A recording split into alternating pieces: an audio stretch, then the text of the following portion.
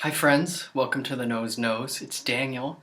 Today we're talking about a brand new Armani Prive scent.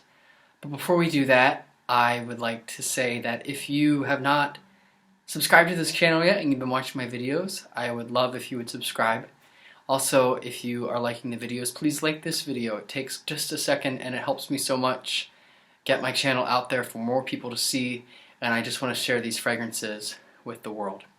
With that said, this is the brand new Armani Prive scent called Iris Celadon. It was just released last month, and I've had this fragrance on for about 45 minutes now, and this is a really interesting scent. I'll confess that this is actually my second time smelling this scent, even though this is a first impressions video.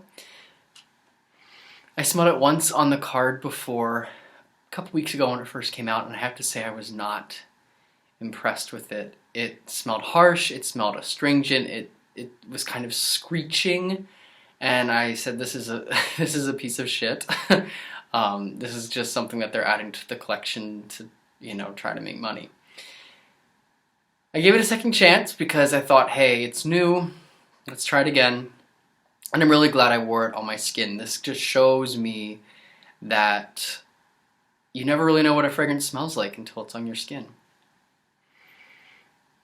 So, I read a little bit of copy on the Armani website about Giorgio Armani talking about the color Céladon, and he says, I love this color, it's not green, it's not blue, it's not gray, it's impossible to pin down. And I feel like that is the inspiration behind this scent, and that's what they've done with Iris. They've taken the common floral note of Iris and combined it with a lot of different notes that are giving it a really unique personality.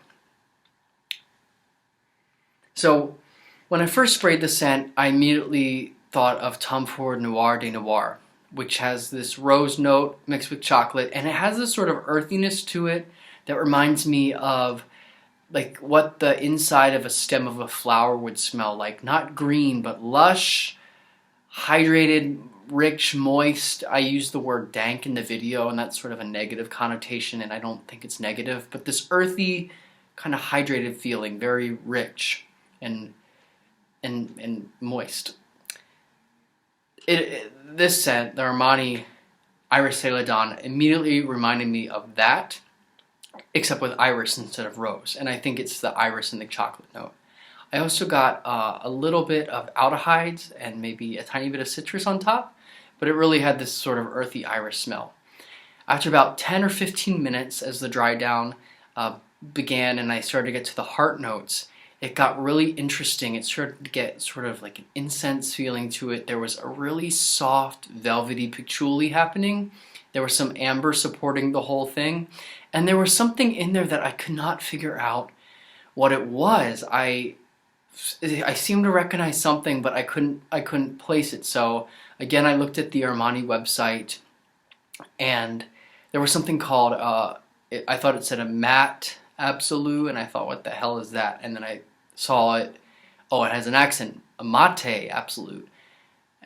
So I Googled it, and I realized it's mate tea, which I believe comes from South America. Now, don't quote me on this, but I've had mate tea in the past, and that's what I was smelling. It's this sort of incensey. It's similar to incense, kind of a spicy, not really patchouli, but it's sort of like that, but with a tea note.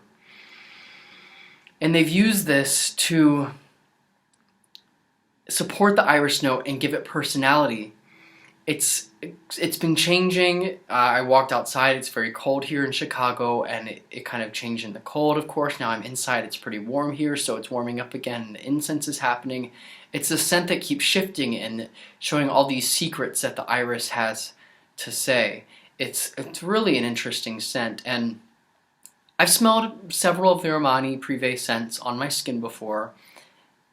I wasn't impressed by a lot of them. There were a few that I liked, but one thing that seems to be this overarching theme in that collection is that they're all really soft and all kind of satiny or velvety, very smooth kind of scents. Some of them are strong. It doesn't mean that they're not necessarily potent, but they all have this kind of smoothness to them, like satin fabric or even velvet, maybe a little heavier for some of them. And a lot of times I thought that was boring, honestly. Sort of like, yawn, this isn't doing anything for me. But with this iris, either how they blended it or with the materials used or just the whole feel of it, it's really interesting to me, and it's really saying something. It's really enticing. I like iris in a lot of sense. I love the Infusion de Iris by Prada. I love the iris in La Pausa from Chanel, and iris is one of my favorite notes, and it's in a lot of scents right now. And this one, I think, is a good addition. I'm definitely going to give this a couple more wears and see what I think. Maybe I will get a bottle. Maybe I will do a full review on it in the future. But yeah, it's definitely an interesting scent. If you can get into a store and check it out, I would definitely recommend that. It's a good one. Thanks for watching this first impressions video. I plan to do more of these on a regular basis, possibly one every day, or as much as I can get in. It's so easy to spray a scent on. I have access to so many, so I'm gonna keep smelling for you. Thanks for watching. I'll see you next time.